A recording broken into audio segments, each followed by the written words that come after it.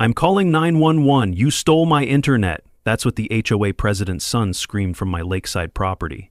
The 12-year-old actually dialed emergency services because I wouldn't share my Wi-Fi password. But when I was 8, I watched my dad cry as HOA bullies fined us daily for 3 years over a fence 5 centimeters too tall. I swore nobody would push me around again, so when this entitled brat called the cops on me, let's just say the entire neighborhood learned what happens when you mess with the wrong IT guy. What I did next shocked everyone. Comment where you're watching from. Hey everyone, welcome back to Echo Stories. I've got a wild story for you today. Stick around and let me know what you think in the comments. My lakeside home office was supposed to be the perfect escape from corporate hell. 3 years of freelance web development and I'd finally found my rhythm.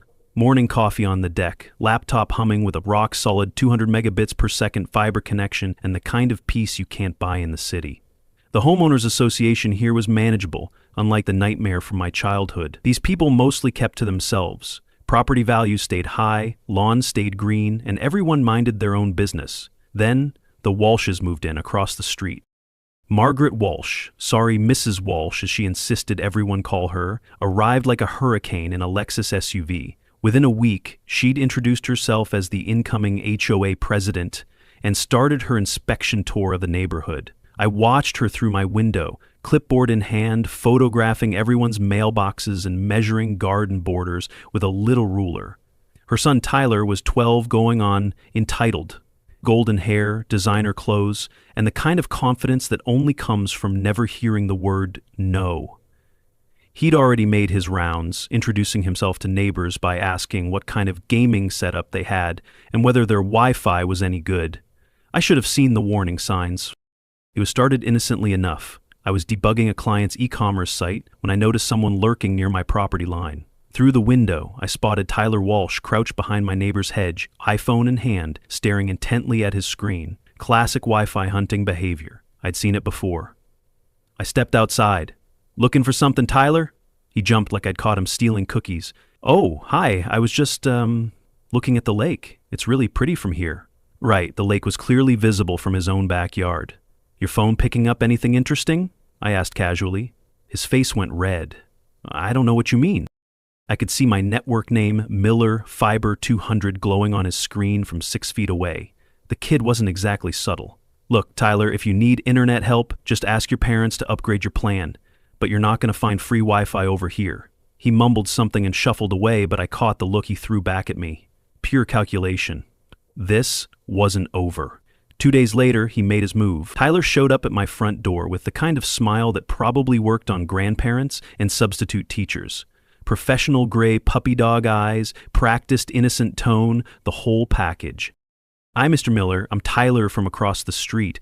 I was wondering, could I maybe borrow your Wi-Fi password? Just for homework and stuff. I almost admired the directness. Sorry, Tyler, but this connection is for my work. It's not really set up for sharing. The smile flickered. But I really need it for school projects. My internet is super slow and keeps cutting out during video calls. Have you talked to your parents about upgrading your service? They said it's fine, but it's not. I can't even watch YouTube without buffering, and my friends are all online playing this new game, but I keep getting disconnected right in the middle of matches. The complaints kept coming. School presentations, social isolation, and missing out on important trends. Each excuse was delivered with increasing desperation and decreasing politeness. I understand that's frustrating, I said, but my network has bandwidth limits for work purposes. Maybe ask your mom about getting a better internet plan. That's when the mask slipped. You're being really unfair, Tyler said, his voice sharp with entitlement. Everyone else in the neighborhood shares their Wi-Fi. My mom is the HOA president, you know. She makes sure everyone follows community guidelines. And there it was. The threat was wrapped in a 12-year-old's tantrum. Good to know, I said calmly. Tell your mom I said hi. I closed the door on his shocked face and watched through the window as he stomped home, already pulling out his phone to make what I assumed was a very dramatic phone call to his mom. I had no idea how dramatic things were about to get. But first, I had a lesson to teach about digital boundaries. But what Tyler did next made me realize I was dealing with a level of entitlement I'd never seen before. Would you believe he actually tried to hack my Wi-Fi using an app he downloaded? Type entitled if you've ever dealt with a neighbor kid like this. Let me know your craziest HOA story in the comments. Tyler didn't give up.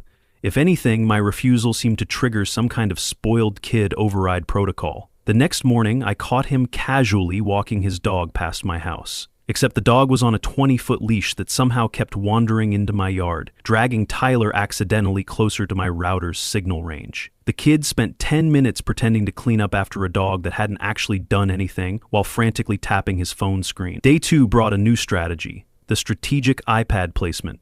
Tyler positioned an old tablet on their back patio, angled directly toward my house. When I checked my router logs that evening, sure enough, Tyler's iPad had been attempting to connect to my network every 30 seconds for 6 hours straight.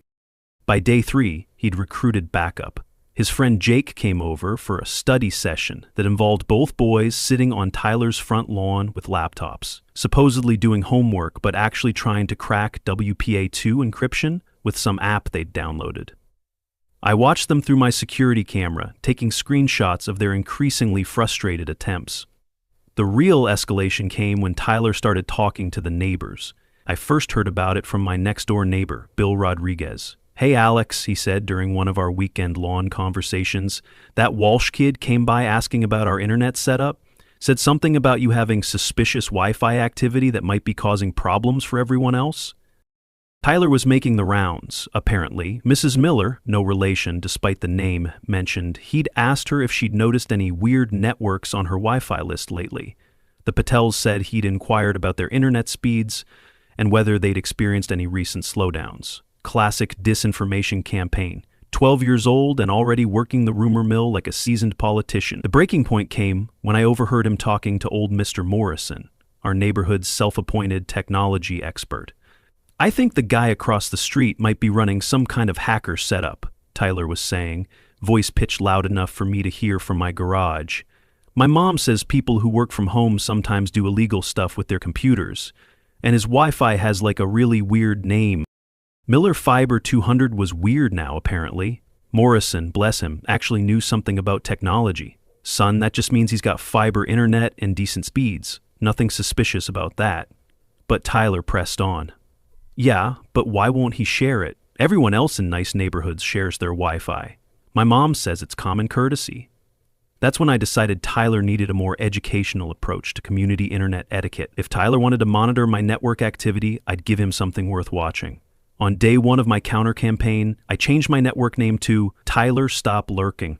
Subtle, direct, and visible to anyone scanning for Wi-Fi in the area. The reaction was immediate. I watched through my window as Tyler checked his phone, saw the new name, and went running inside. 5 minutes later, Margaret Walsh was standing on her front porch, hands on hips, staring directly at my house. Day 2, ask your mom for internet. Day 3, no free Wi-Fi for Karens. Day 4, Tyler needs better hobbies. Each name change prompted increasingly frantic consultations between Tyler and his mother. I could see them through their kitchen window, Tyler gesticulating wildly while Margaret's face grew more pinched with each passing day. The real masterpiece came on day 5. Tyler calls 911 next. I meant it as a joke, a ridiculous escalation of the spoiled kid stereotype. What kind of entitled brat would actually call emergency services over Wi-Fi access? Apparently the kind I was dealing with. But before we get to that particular moment of glory, Tyler had one more escalation of his own to try, the threats. Standing in his front yard that evening, voice raised just loud enough for the whole street to hear, "My mom is the HOA president. She knows the police chief. If you don't stop being mean and share your internet, I'm going to report you for cyberbullying." I stepped onto my porch. Report me to whom exactly? The police? This is harassment. You're targeting me. By not giving you my password? By putting mean messages where everyone can see. That's like illegal or something. The kid actually believed his own logic. In Tyler's world, refusing to share your internet was apparently a crime, but demanding access to someone else's private network was just normal behavior. I went back inside and added one more network name to my router. 911 is not customer service. Famous last words. Little did I know that Tyler was about to prove me wrong in the most spectacularly ridiculous way possible. But would a 12-year-old really be stupid enough to actually dial those 3 numbers? Type "no way" if you think I'm exaggerating. Comment below what you would have named your Wi-Fi in this situation.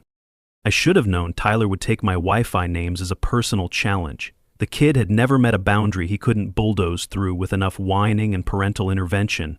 It was a Tuesday morning when everything went nuclear. I was deep in code, debugging a particularly stubborn e-commerce cart system for a client, when I heard sirens coming down our usually quiet street. At first I didn't think much of it, medical emergency maybe, or someone's security system acting up. Then the sirens stopped, right outside my house. Through my window, I watched a police cruiser park in my driveway. 2 officers got out, checked their notes, and walked toward my front door with the kind of expression that said they really didn't want to be there. My first thought was identity theft. Maybe a client's payment had bounced and triggered some kind of fraud alert. Or perhaps someone had been using my Wi-Fi for illegal downloads despite my security setup. I opened the door before they could knock. "Mr. Miller," Officer Martinez looked tired. "We received a 911 call regarding internet theft and possible cyber harassment." I blinked. "I'm sorry, what?" Officer Martinez consulted his notepad with the expression of someone reading from a particularly absurd script. The caller reported that a neighbor was stealing his Wi-Fi and cyberbullying him with mean internet names. He claimed it was an emergency because he couldn't complete his schoolwork or communicate with his friends. I started laughing. I couldn't help it. The sheer absurdity of armed police officers standing on my porch because a 12-year-old couldn't get free internet was too much. "You drove here because a kid can't access my Wi-Fi password?" "Sir, we have to respond to all 911 calls. Can you explain the situation from your perspective?" Before I could answer, Margaret Walsh came power-walking across the street in full crisis management mode. She'd clearly been watching from her window, waiting for exactly this moment. "Officers, thank you for coming so quickly," she said, slightly out of breath, but already in full authority mode. "My son Tyler has been experiencing severe digital harassment from this neighbor. He's been targeted with inflammatory messages and deliberately blocked from accessing community internet resources." Officer Martinez looked confused. "Community internet resources? Well, not officially community, but you know how neighborhoods work. People share Wi-Fi passwords, it's common courtesy. But Mr. Miller has been deliberately excluding my son and then taunting him with hostile network names." I pulled out my phone and showed the officers my router admin panel. "These are my private networks. I pay for this connection. There's no law requiring me to share my password with anyone." "But Tyler has learning disabilities," Margaret continued, her voice rising slightly. "He needs internet access for his educational applications and social development. This deliberate exclusion is affecting his mental health." Officer Martinez's partner, Officer Kim, finally spoke up. "Ma'am, is your son the one who called 911? "Well, yes, but about Wi-Fi access. It's more complicated than that. This is about community harassment and digital bullying." Officer Kim turned to me. "Sir, have you threatened this child in any way? Attempted to access his family's devices or networks?" "No, I've never even talked to him except to tell him he can't have my password." "And the network names the caller mentioned?" I showed them my current Wi-Fi list. "Tyler, stop lurking, ask your mom for internet, and 911 is not customer service. All broadcasting from my own equipment on my own property." Officer Martinez closed his notepad. "Ma'am, 911 is for emergencies. Life-threatening situations, crimes in progress, medical crises, internet access disputes are not emergencies." "But false 911 calls are actually illegal," Officer Kim added. "They tie up emergency resources and can delay response to real emergencies. We once missed a heart attack call because we were responding to a noise complaint about our neighbor's wind chimes." Margaret's confident authority cracked slightly. "I'm sure Tyler didn't realize. He's just a child. Old enough to dial 911, Officer Martinez said. Old enough to understand the consequences." They turned to me. "Mr. Miller, you're under no legal obligation to share your internet connection. The network names, while provocative, are broadcasting from your own equipment and don't constitute harassment or threats.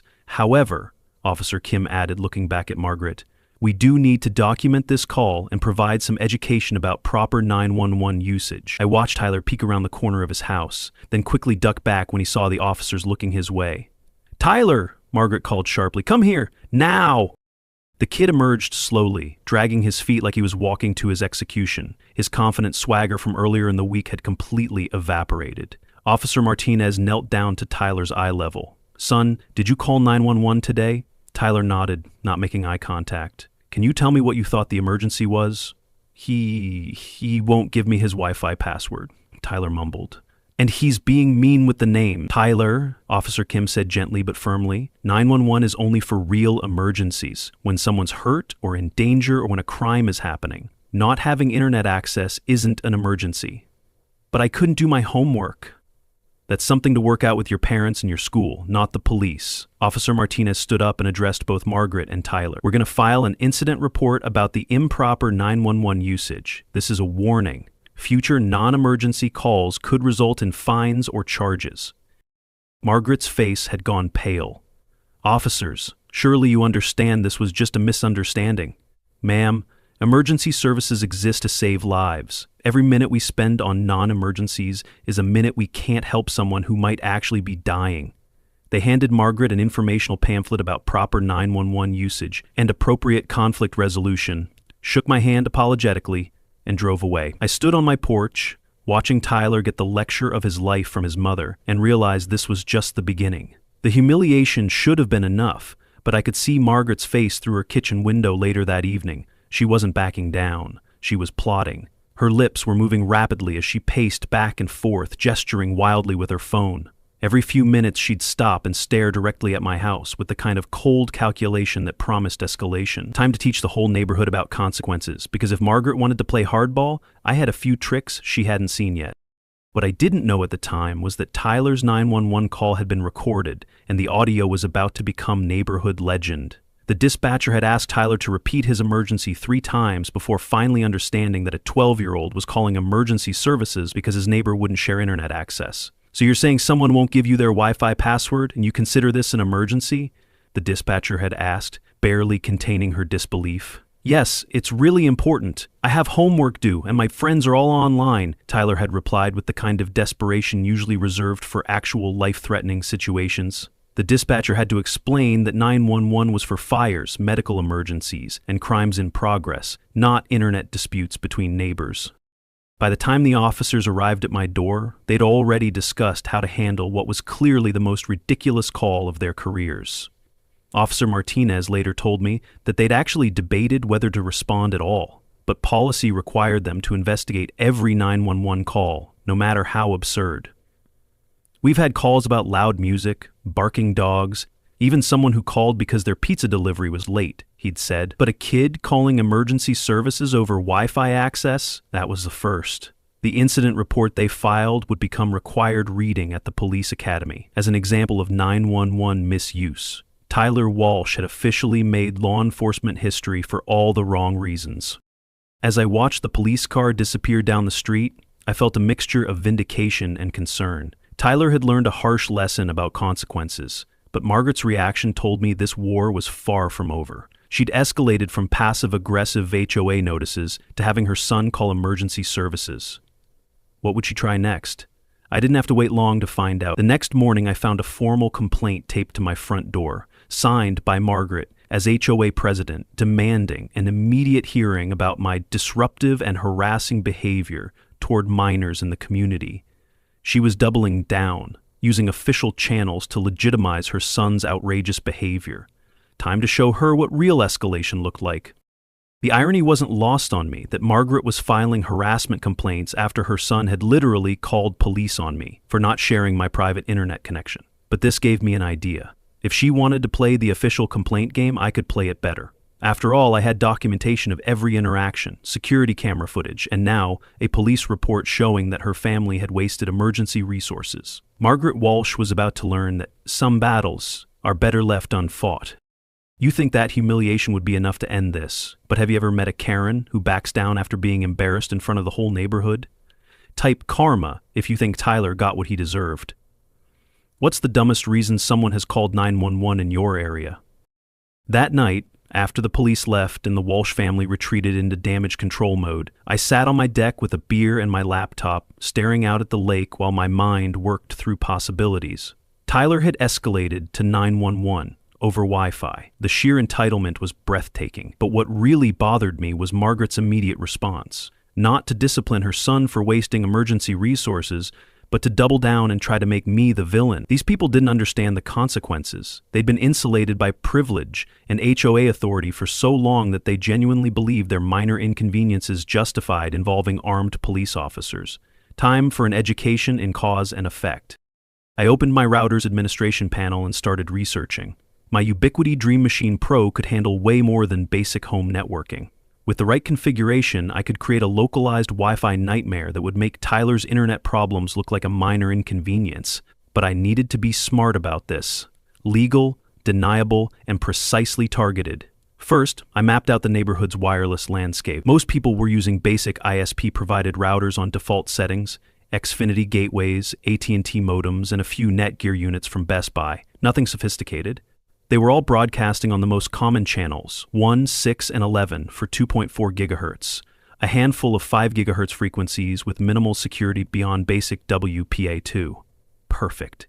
I pulled up Amazon and started shopping for additional hardware.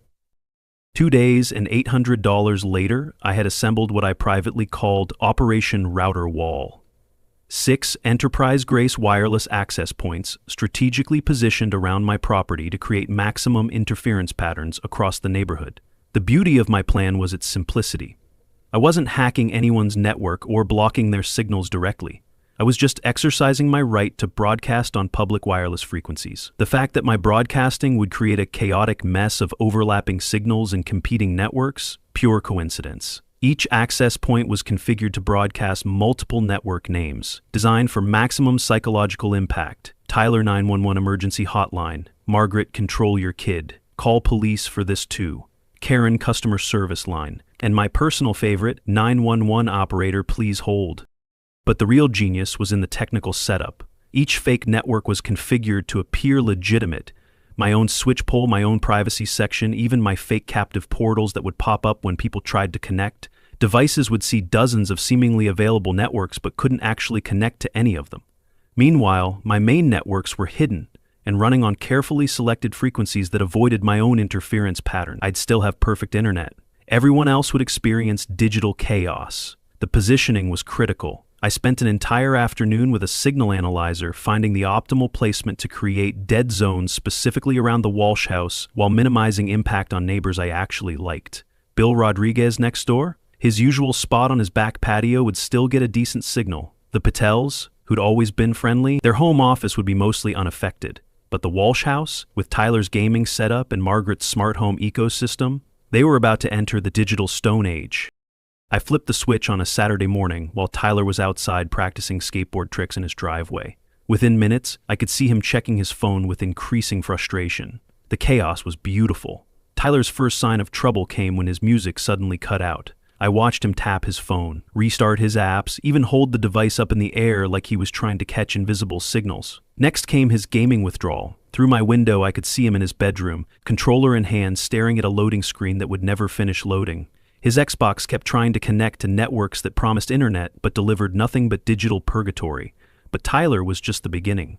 Margaret's smart doorbell went offline first, then her security cameras. Her automated sprinkler system stopped responding to the app. Even her smart thermostat disconnected, leaving her house at whatever temperature it happened to be when the Wi-Fi apocalypse began. By noon, I could hear shouting from inside the Walsh house. Margaret on the phone with Comcast. "No, it's not just one device. Nothing is working. The whole street has no internet." Comcast technician. "Ma'am, our systems show your service is active and running normally. Have you tried turning your router off and on again?" The beautiful irony was that her internet was working fine. The problem was that her devices couldn't maintain stable connections through the chaos of competing signals I'd created. By 2 p.m., Margaret was outside with her phone, walking around her yard like a digital nomad searching for the promised land of working Wi-Fi. I watched her hold her device up toward different houses, trying to find a signal strong enough to penetrate my interference patterns. Tyler had progressed from frustration to a full meltdown. His friends were all online playing some new game, posting about it everywhere, while he was stuck in analog hell. I could hear him through the windows, "Mom, fix the internet! I can't even watch YouTube!"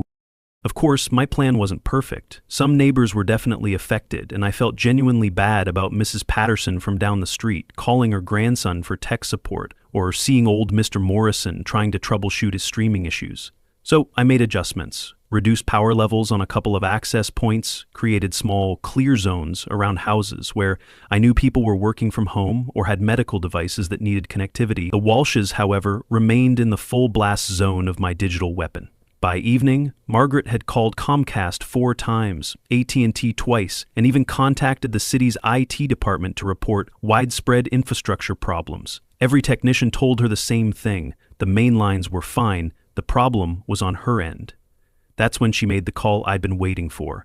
Emergency HOA meeting, she announced on the neighborhood forum. Critical infrastructure failure affecting multiple households. We need to identify and resolve the source of interference immediately. I smiled and began preparing for phase 2 of my education plan. The real fun was just beginning.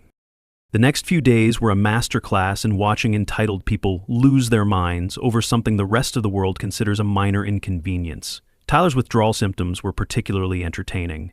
I watched him pace around his yard like a caged animal, checking his phone every 30 seconds, holding it up toward different corners of the property in increasingly desperate attempts to find a stable connection. At one point, I saw him climbing onto their roof with a tablet, trying to get closer to some imaginary signal source. Margaret had to call the fire department to get him down. The irony of another emergency services call wasn't lost on anyone. Meanwhile, Margaret herself had transformed into a full-time internet detective. She'd purchased a professional Wi-Fi analyzer and was making hourly rounds of the neighborhood, documenting signal strengths and interference patterns like she was investigating a federal crime.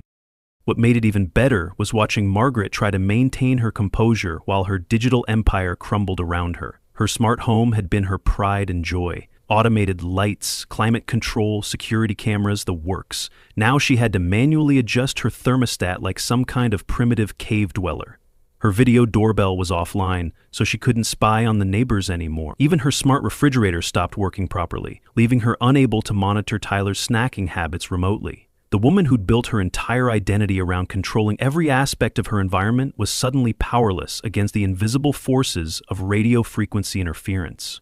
And the best part? She had no idea it was all coming from the guy she'd just had arrested for refusing to share his Wi-Fi password. Sweet, sweet irony.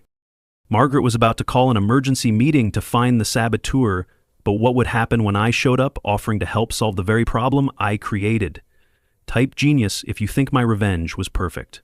Have you ever wanted to mess with a bad neighbor's internet? The emergency HOA meeting was scheduled for Thursday evening at the community center, but Margaret's panic was visible days in advance. She'd gone full investigative mode, marching around the neighborhood with a borrowed Wi-Fi analyzer app, trying to identify the source of her digital apocalypse. I watched her through my window, noting how she'd stop at each house, hold up her phone, and furiously take screenshots of signal strength readings. She was building a case, trying to prove external interference. The funny thing was, she wasn't wrong. There absolutely was external interference. She just couldn't prove it was intentional, or that it was coming from me specifically.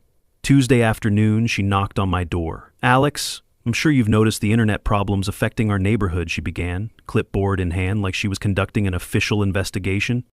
"Can't say I have," I replied truthfully. My internet was working perfectly. "Really? You haven't experienced any connectivity issues? Slow speeds? Dropped connections?" "Nope. Everything's been running great. Maybe you should upgrade your service plan." Her eye twitched. "The issue isn't our service plan. There's clearly external interference causing widespread problems. I'm documenting all the affected households for our HOA meeting." "Well, good luck with that," I said. "Let me know if you need any technical advice. I do IT consulting." The irony wasn't lost on either of us. Thursday evening, I arrived at the community center with my laptop bag and the kind of helpful, concerned expression that had served me well in client meetings. About 15 neighbors had shown up, most looking confused and frustrated. Margaret stood at the front with a PowerPoint presentation titled "Critical Infrastructure Security Threats to Our Community." She'd gone full conspiracy theory mode. "Ladies and gentlemen," she began, "our neighborhood is under digital attack. Over the past week, multiple households have experienced severe internet connectivity issues that appear to be the result of deliberate signal interference." She clicked through slides showing Wi-Fi analyzer screenshots, network maps, and even some kind of signal strength graph that looked impressive but proved nothing. "This isn't just an inconvenience," she continued. "This is a coordinated assault on our digital infrastructure. Someone in this neighborhood is deliberately sabotaging our internet access." Murmurs around the room. A few people looked genuinely worried. "Further," Margaret's voice rose, "I believe this attack is specifically targeting my family in retaliation for recent community enforcement actions." She was referring to the 911 incident without actually mentioning Tyler's embarrassing phone call. I'm proposing immediate action. First, we implement new HOA regulations requiring registration of all high-powered wireless equipment. Second, we authorize surprise inspections of any property suspected of housing interference devices. The room erupted in protests. Nobody wanted HOA officials rifling through their home network. That's when I raised my hand. Mrs. Walsh, if I may? I stood up, pulling my laptop from its bag. I actually brought some diagnostic tools that might help identify the problem. Margaret's face went through several emotions at once. She couldn't refuse my help without looking unreasonable, but she clearly didn't trust me. That's very thoughtful, Alex. What exactly are you proposing? Just a simple wireless survey. My software can identify interference sources, signal strength anomalies, that sort of thing. We can run it right here and see what's actually causing the problems. 5 minutes before I arrived at the meeting, I'd used my phone to remotely disable every single piece of my interference equipment. My router wall was now just 6 very expensive paperweights, broadcasting nothing but silence. I connected my laptop to the community center's Wi-Fi and launched a professional-grade network analyzer. The results appeared on my screen within seconds, and I connected to the building's projector so everyone could see. Interesting, I said, studying the display with practiced, technical authority. All wireless channels appear to be functioning normally. Signal strength is good, no unusual interference patterns. I clicked through several diagnostic screens, each one showing perfectly normal neighborhood Wi-Fi activity. Mrs. Walsh, when exactly did you last experience these interference issues? Margaret checked her phone frantically. Just this afternoon. Tyler couldn't connect to anything. I ran another scan. I'm not seeing any of the problems you described. All the networks appear stable and interference-free. Confused murmurs around the room. Several neighbors pulled out their phones and confirmed that, yes, their internet was working fine now. Margaret's PowerPoint presentation suddenly looked very silly. It's possible, I continued, with helpful sincerity, that your ISP resolved whatever infrastructure issues were causing the temporary problems. Sometimes these things fix themselves when the provider updates their systems. I packed up my laptop while Margaret stood frozen at the front of the room, her digital attack conspiracy dissolving in real time. Glad I could clear that up, I said, heading for the door. Let me know if anyone else experiences connectivity issues. I'm always happy to help troubleshoot technical problems.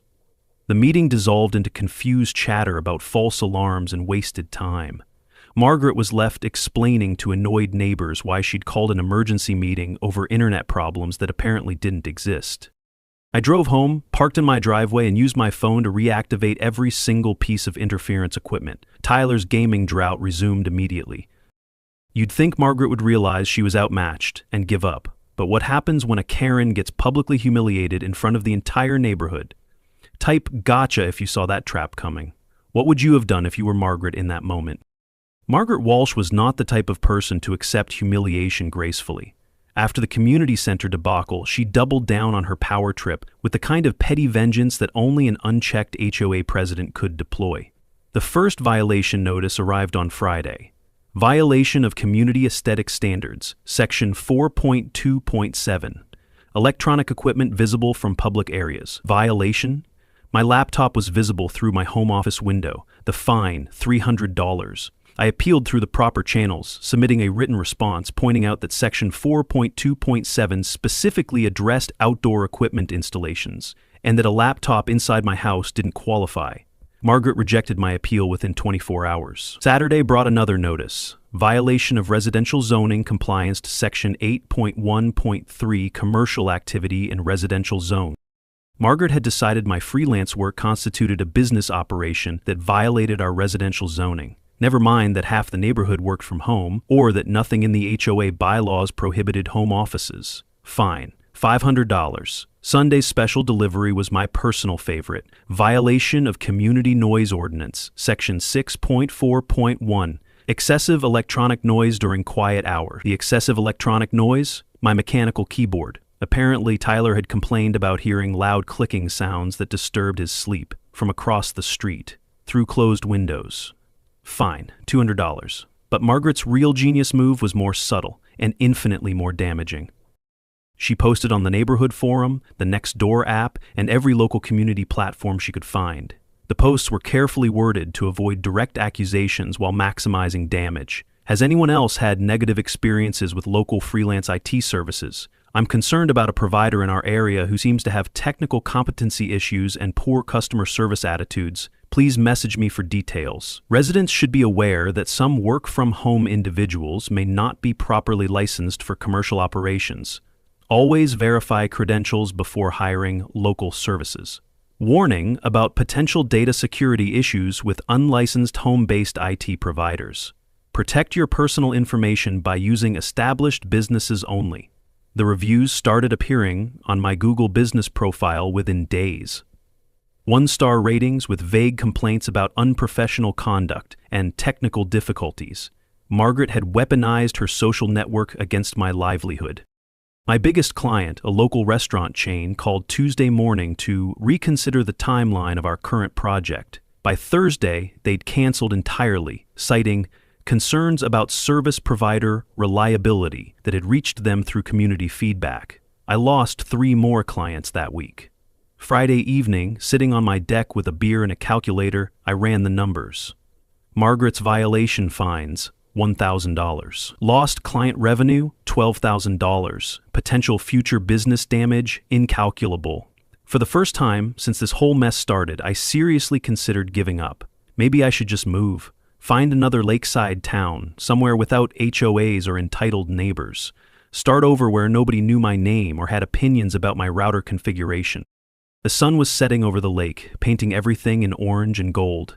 This had been my sanctuary for 3 years. My perfect work-from-home setup, my peaceful retreat from the corporate world. Now Margaret Walsh was systematically destroying it, using the same bureaucratic power trips that had crushed my family when I was 8 years old.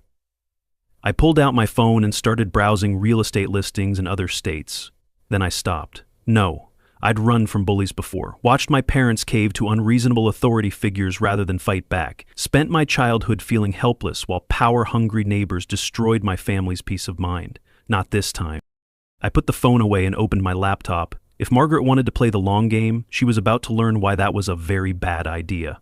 Time to research HOA bylaws, time to dig into public financial records, time to find out exactly what the Honorable President Walsh had been doing with her authority.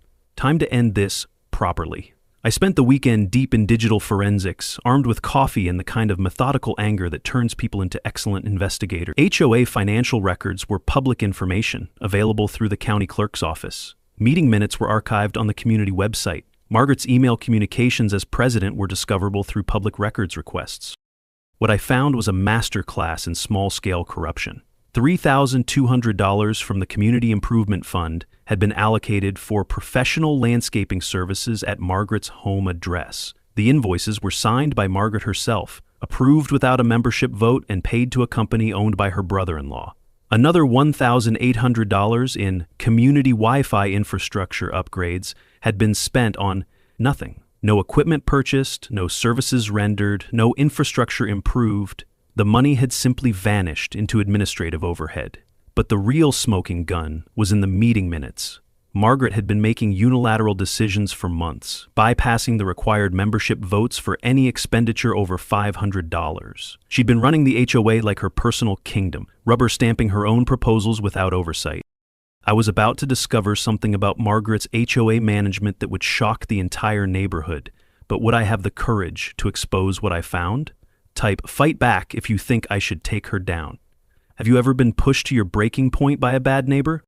I documented everything. Screenshots, public records, financial discrepancies, procedural violations. Margaret had left a paper trail of regulatory violations that would make a federal auditor weep with joy. Then I reached out to the neighbors who'd been affected by her recent power grabs. Turned out, I wasn't the only one receiving bogus violation notices. Bill Rodriguez had been fined for excessive holiday decorations, a single string of Christmas lights. The Patels were facing sanctions for non-conforming garden plantings, tomatoes in their backyard. Sarah Martinez, the work-from-home mom who'd been struggling with internet issues during my blackout phase, was particularly motivated. Margaret had tried to fine her for commercial vehicle violations because UPS delivered packages to her house during business hours. By Tuesday, I had signed statements from 8 households documenting Margaret's abuse of power. By Wednesday, I had a formal petition for a recall election. Margaret called another emergency HOA meeting for Thursday. announcing her intention to address ongoing violations and implement stronger enforcement measures. She planned to formalize the harassment campaign, making her arbitrary fines and inspections official HOA policy. Perfect timing. I arrived early, set up my laptop, and connected to the projector before Margaret could object. 23 neighbors showed up, the largest meeting attendance in years. Before we begin tonight's agenda, I announced as Margaret tried to call the meeting to order, I have some financial transparency issues that need addressing. Margaret's face went pale. That's not on tonight's agenda. We're here to discuss your abuse of HOA funds and violation of membership voting rights, I said, clicking to my first slide. The room went dead silent. Ladies and gentlemen, your HOA president has spent over $5,000 in community funds without membership approval. She's issued violation notices that violate our own bylaws. And she's been conducting personal vendettas using official HOA authority. I walked through the evidence methodically: financial records, email screenshots, procedural violations. With each slide, Margaret looked smaller and more desperate. This is a personal attack, she finally exploded. Alex Miller has been targeting my family for weeks. He's been interfering with our internet, harassing my son. Ma'am, interrupted Bill Rodriguez, didn't your son call 911 about Wi-Fi access? The room rippled with uncomfortable laughter. Everyone had heard about Tyler's emergency phone call by now. Furthermore, I continued, I have a petition signed by 9 households calling for a formal recall election. According to our bylaws, that's sufficient to trigger an immediate membership vote. Margaret tried to object, but Sarah Martinez stood up. I second the recall motion. Third, called out the Patels. All in favor of holding an immediate vote of no confidence in President Walsh? Hands went up around the room. Margaret counted desperately, but the math was brutal. 17 votes for recall, 3 votes to keep her, 3 abstentions. The motion carries, I announced.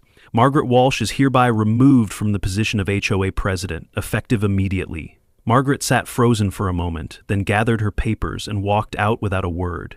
Tyler, who'd been lurking near the door, followed her with his head down.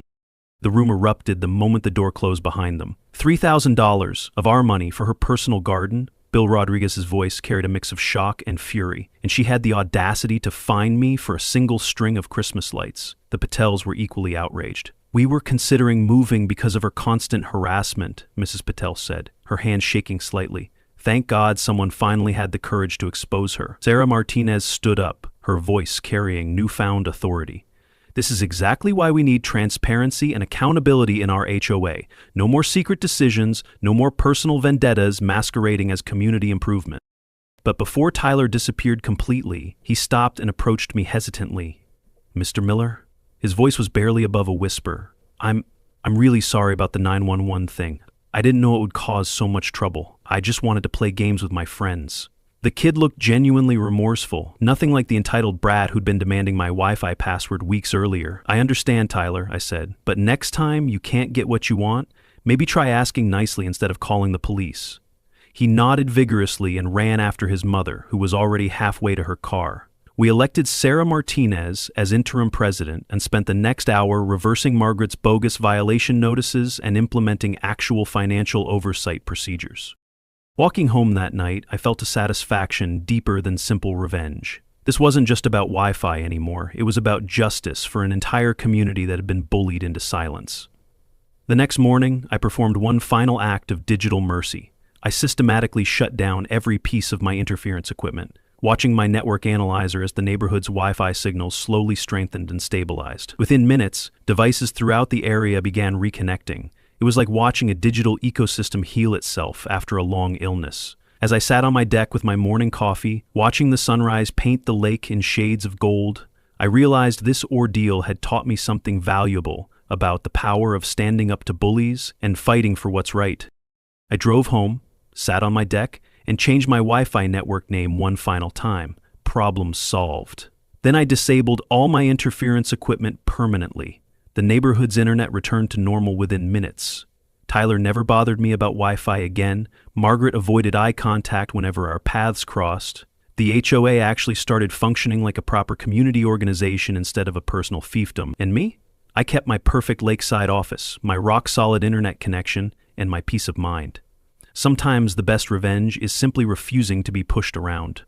Other times, it requires 6 industrial-grade routers and a thorough understanding of public records law. Either way, I learned something important. Bullies only win when nobody fights back, and I'm pretty good at fighting back. The real kicker came 2 months later when Tyler knocked on my door again. This time, he was carrying a handwritten note and looking genuinely nervous. "My mom made me write this," he said, handing me an apology letter, "but I actually mean it. I'm sorry for being such a pain, and for calling the cops. That was really stupid." I read the letter, surprisingly well written for a 12-year-old, with proper punctuation and everything. "Thanks, Tyler. Apology accepted. How's your internet situation?" "Oh, way better. Mom got us fiber internet after, everything. It's actually faster than yours now." "Good for you. And Tyler?" "Yeah? Next time you want something from a neighbor, just ask politely. You'd be surprised how far good manners will get you." He grinned and ran home, and I realized that maybe, just maybe, this whole ordeal had taught him something valuable about boundaries and respect. As for Margaret, rumor has it she's been much quieter lately. Sarah Martinez tells me the new HOA board is actually functional, with proper votes and transparent finances. The violation notices have stopped, the power trips have ended, and my Wi-Fi network name still reads "Problem Solved," a daily reminder to the whole neighborhood that sometimes the best way to deal with a bully is to outsmart them completely. So that's how a 12-year-old's 911 call over Wi-Fi led to the complete destruction of a corrupt HOA regime. But what do you think happened when Tyler tried to apologize to me months later? If this story of justice served cold satisfied you, smash that like button and subscribe for more revenge stories that'll make your day. And hey, if these stories brighten up your day and you want to support more content like this, there's a tip jar in the description. Every coffee helps fuel the next wild tale. Drop your own revenge stories in the comments below. I read every single one, and the best ones get pinned.